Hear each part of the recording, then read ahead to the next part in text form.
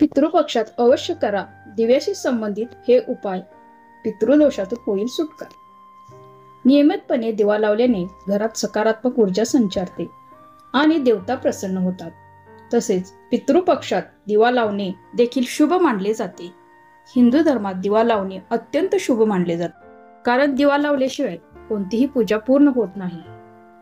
दिवा हा आपल्या उपासनेचा साक्षी असतो। तथापि धर्मग्रंथामध्ये प्रत्येक देवतेसाठी वेगवेगळ्या प्रकारे दिवे लावण्याचे सांगितले आहे। उदाहरणार्थ, देवी लक्ष्मीला तुपाचा दिवा आवडतो, तर हनुमानजींना चमेलीचा दिवा आणि शनिदेवाला मोहरीच्या तेलाचा दिवा आवडतो। नियमितपणे दिवा लावल्याने घरात सकारात्मक ऊर्जा संचारते आणि देवता प्रसन्न होतात। तसेच पितृपक्षात दिवा लावणे देखील शुभ मानले जाते। पंचांगानुसार पितृपक्ष भाद्रपद महिन्याच्या पौर्णिमेपासून अमावस्येपर्यंत असतो।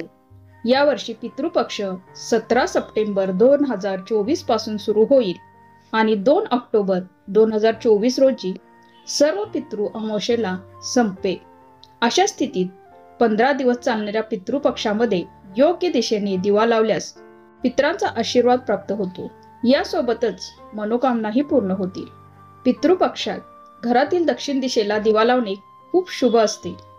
अनेक घरामध्ये सकाळच्या पूजेच्या वेळी आणि संध्याकाळी संध्यावंदनाच्या वेळी दिवे नक्की लावले जातात, परंतु पितृपक्षात दररोज दिवा लावणे आणि दक्षिण दिशेला ठेवणे अत्यंत शुभ मानले जाते। ही दिशा पूर्वजांची मानली जाते। हा उपाय केल्याने पितर प्रसन्न होतात आणि त्यांचा आशीर्वादही प्राप्त होतो। घराच्या ईशान्य कोपऱ्यात रोज गायीच्या तुपाचा दिवा लावल्याने देवी लक्ष्मी तुमच्यावर प्रसन्न होते आणि आशीर्वाद देते। यामुळे घरात कधीही आर्थिक समस्या उद्भवत नाही। असे रोज केल्याने पितर खूप प्रसन्न होतात आणि पितरांच्या आशीर्वादाने सर्व मनोकामना पूर्ण होतात। पितृपक्षात पिंपळाच्या झाडाखाली दिवा लावल्याने पितर प्रसन्न होतात। पिंपळाच्या झाडावर देवी देवतांच्या सोबत पूर्वजांचाही वास असल्याचे मानले जाते। अशा स्थितीत पितृपक्षात रोज पिंपळाच्या झाडाला पाणी देऊन तुपाचा दिवा लावल्यास त्यांचा आशीर्वाद मिळेल। याशिवाय पितृदोषापासून तुमची सुटका होईल। ज्योतिषशास्त्रात असे काही उपाय सांगण्यात आले आहेत जे केल्याने पितर प्रसन्न होतात।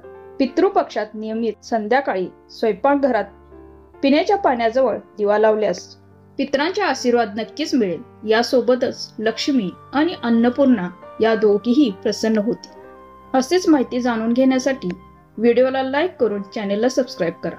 धन्यवाद। श्री स्वामी समर्थ।